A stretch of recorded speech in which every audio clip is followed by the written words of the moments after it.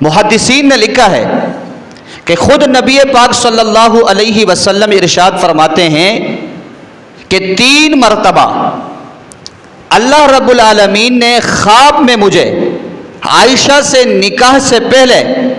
ریشمی کپڑے میں ایک فرشتے کے ذریعے سے حضرت عائشہ کی صورت لا کے دکھائی کہ اللہ نے آپ کا نکاح اس عورت سے کر دیا ہے۔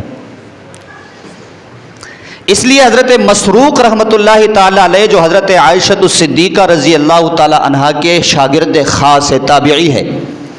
یہ جب حدیث کو روایت کرتے تھے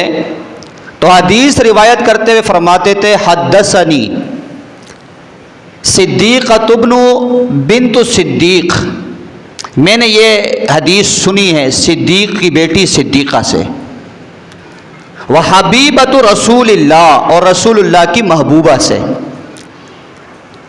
اور یا یہ فرماتے تھے حدثنی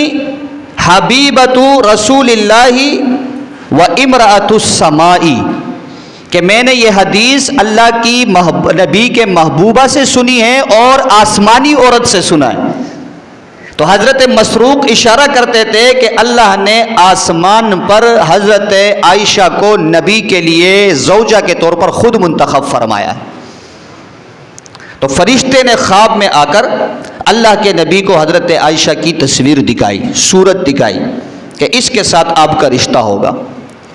حضرت عائشہ رضی اللہ تعالی عنہا اللہ کے نبی کے نکاح میں آئی۔ آپ ذرا غور تو کریں، حضرت عائشہ کو نکاح اللہ کے نبی نے ان کے ساتھ کیا ہے 6 یا 7 سال کی عمر میں، اس وقت 6 یا 7 سال کی عمر تھی، اور رخصتی حضرت عائشہ کی ہوئی ہے 9 سال کی عمر میں۔ اب 6 اور 9 کی یہ فگر دیکھ کے نا آپ لوگ تھوڑے سے آنکھیں کھل گئی، یار اتنی کم عمر میں تو نکاح تو کیا جا سکتا ہے کسی بھی عمر میں، رخصتی کے لیے بلوغت کا ہونا ضروری ہے کہ بالغ ہوں تو اس کے ساتھ رشتہ کیا جا سکتا ہے۔ ابھی جو آپ کے ملک میں قانون بنا کہ بھئی 18 سال سے کم عمر لڑکی کا جو ہے وہ رشتہ نہیں ہو سکتا، تو علماء نے اس کو رد کیا، اس لیے کہ یہ قانون اسلام کے قرآن و سنت کے قانون سے ٹکراتا ہے۔ قرآن و سنت یہ نہیں کہتا کہ 18 سال کی عمر ہو تب نکاح کرو، قرآن و سنت یہ کہتا ہے لڑکا یا لڑکی بالغ ہو جائے تو نکاح کرو۔ اب وہ 12 سال میں بالغ ہوتا ہے، 13 میں ہوتا ہے، 14 میں ہوتا ہے، 15 میں ہوتا ہے، وہ ان کے اوپر ہے، جس عمر میں بالغ ہو جائے اسی میں رشتہ ہوگا۔ لیکن یہ 6 سال اور 9 سال کی عمر اس زمانے کے اعتبار سے، کیونکہ عرب کے ہاں جو ان کی زمین تھی اور اس کا جو خد و خال تھا اور ان کے جناب والا جو طریقہ کار تھا، اس اعتبار سے یہ کوئی معیوب عمر نہیں ہے۔ تو بہرحال 6 سال یا 7 سال کی عمر میں رخصتی ہوتی ہے، 9 سال کی عمر میں عائشہ نبوت کے گھر میں آ جاتی ہے۔ اب اگر آپ حضرت عائشہ کی بچپنے کو دیکھتے ہیں تو یہ حضرت عائشہ کی فضیلت ہے کہ وہ صداقت کے گھر میں پلتی ہے۔ ابو بکر صدیق بچپنے میں وہ پلتی ہیں تو صداقت کے گھر میں، اور جب ہوش والے عمر میں آنکھیں کھولتی ہے تو نبوت کے گھر میں، نبی پاک صلی اللہ علیہ وسلم کے نکاح میں آئی۔ پھر جب آپ صلی اللہ علیہ وسلم دنیا سے رخصت ہو رہے ہیں تو اس وقت حضرت عائشہ کی عمر 18 سال ہے، یعنی 9 سال میں رخصتی ہوئی ہے اور 18 سال کی عمر میں اللہ کے نبی رخصت ہو رہے ہیں۔ تو اس کا مطلب یہ ہوا کہ پورے 9 سال حضرت عائشہ نے نبی کے حرم میں نبی کی تربیت میں گزاری، اور یہ وہ 9 سال ہے کہ ان 9 سالوں میں اللہ نے حضرت عائشہ کو بنایا ہے، اور ایسا بنایا ہے کہ رسول اکرم صلی اللہ علیہ وسلم سے براہ راست علم کو حاصل کیا، براہ راست فیض کو حاصل کیا، براہ راست تربیت کو حاصل کیا، قرآن کا علم حاصل کیا، حدیث کا علم حاصل کیا، فقہ کا علم حاصل کیا۔ یہ سارے علوم حضرت عائشہ نے نبی سے براہ راست سیکھے، اور خود حضور پاک صلی اللہ علیہ وسلم کا فرمان ہے، فرمایا لوگوں 2/3 علم، 2/3 علم یہ عائشہ کے پاس ہے اور عائشہ سے حاصل کرو۔ نبی کریم صلی اللہ علیہ وسلم کی جلوت کی زندگی باقی صحابہ کے ذریعے سے سامنے آئی، خلوت کی زندگی، گھر کی زندگی، یہ ساری حضرت عائشہ رضی اللہ تعالی عنہا کے ذریعے سے امت تک پہنچی۔ اور علم اللہ نے ایسا دیا نبی کی تربیت کی وجہ سے کہ ترمذی میں حضرت ابو موسیٰ اشعری رضی اللہ تعالیٰ عنہ کی روایت ہے، فرمایا کہ ہم اصحاب محمد کو جب بھی کوئی مشکل بات پیش آتی تو ہم حضرت عائشہ سے رجوع کرتے اور ان کی طرف سے ہمیں رہنمائی مل جاتی۔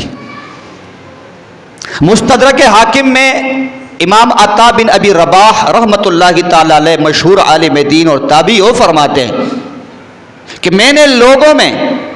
عائشہ سے بڑھ کر سب سے زیادہ دین کی سمجھ رکھنے والی، سب سے زیادہ لوگوں میں علم رکھنے والی اور سب سے زیادہ دینی معاملے میں درست رائے رکھنے والی عائشہ سے بڑھ کر کسی کو نہیں دیکھا ہے۔ اور امام زرقاوی رحمۃ اللہ علیہ نے حاکم اور طبرانی کے حوالے سے حضرت عروہ بن زبیر رضی اللہ تعالیٰ عنہ کا قول نقل کیا ہے۔ حضرت عروہ بن زبیر فرماتے ہیں کہ حضرت عائشہ رضی اللہ تعالیٰ عنہ معانی قرآن میں، علم میراث میں، علم حلال و حرام میں، علم فقہ میں، اجتہاد میں اور علم الانصاب میں اور علم حکمت میں، طب میں اور شعر و شاعری میں سب سے زیادہ علم رکھنے والی تھی۔ یہی وجہ ہے